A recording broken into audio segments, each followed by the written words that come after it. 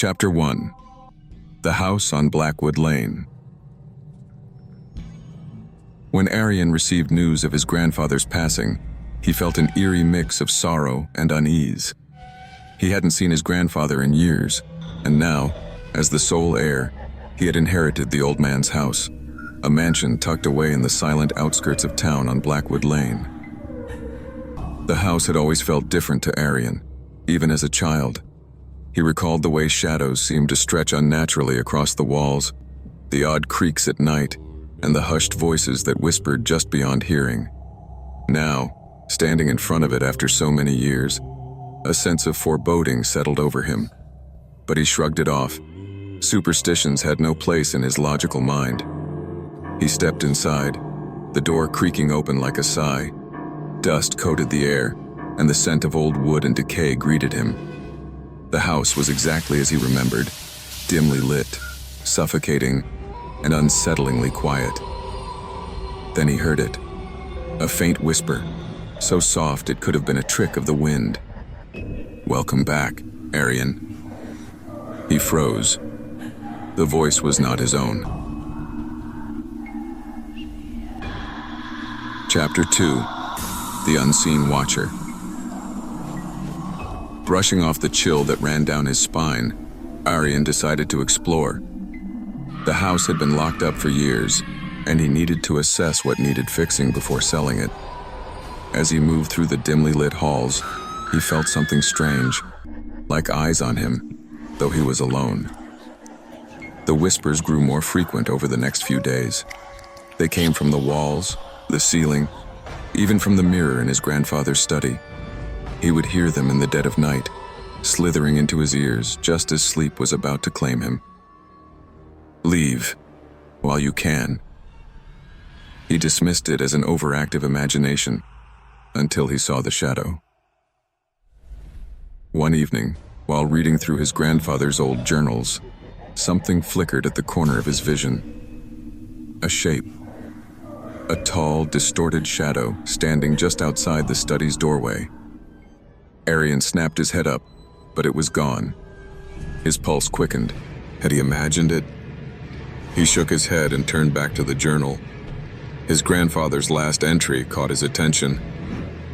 "The whispers are getting louder. I see him in the corners, watching, waiting. If you find this, do not stay. He feeds on those who listen." A cold dread settled in Aryan's chest. Chapter 3. The Forbidden Room. Determined to find an explanation, Aryan searched the house for any logical reason for the disturbances. That's when he discovered a locked door on the second floor, one he didn't remember from childhood. It took several forceful attempts, but the door finally gave way, revealing a forgotten bedroom coated in dust and cobwebs. A single chair stood in the middle of the room, facing a tall, antique mirror. The glass was cracked and blackened at the edges, as if burned. As he approached, a whisper hissed through the room. "Do not look." His breath hitched. He turned toward the door, but something made him glance at the mirror. And then he saw it. A dark, twisted figure loomed behind him in the reflection. Too tall, its limbs too long, its head tilted unnaturally. It had no eyes, only a black, gaping void where a face should be. The moment Aryan's gaze met the mirror, the figure jerked forward. He staggered back and spun around, but the room was empty. Yet in the mirror, the shadow remained, closer than before. Terrified, Aryan ran downstairs, slamming the door shut behind him. He had had enough. He needed to leave. But when he reached the front door, it wouldn't budge. The whispers rose to a deafening chorus, words overlapping, voices screeching, laughing, calling his name. The air grew heavy, pressing against his chest like unseen hands. Then, the lights flickered out. Aryan turned, and there it was. The shadow stood at the far end of the hall, motionless. Then it twitched. Its head snapped toward him, body convulsing as if trying to break free from something unseen. It whispered, "You looked. Now I see you." With a guttural screech, it charged at him. Aryan didn't remember screaming. He didn't remember falling. He only remembered waking up outside, lying in the dirt, the house behind him now eerily silent. The front door stood wide open, but the house was dark, empty. He never stepped inside again.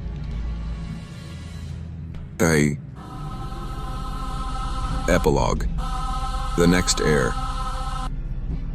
A week later, the house was listed for sale. No one wanted it, not for long. Every new owner left within days, claiming to hear whispers in the night, shadows that stretched too far. One night, a young couple stood outside, admiring the mansion before moving in. They held hands, smiling.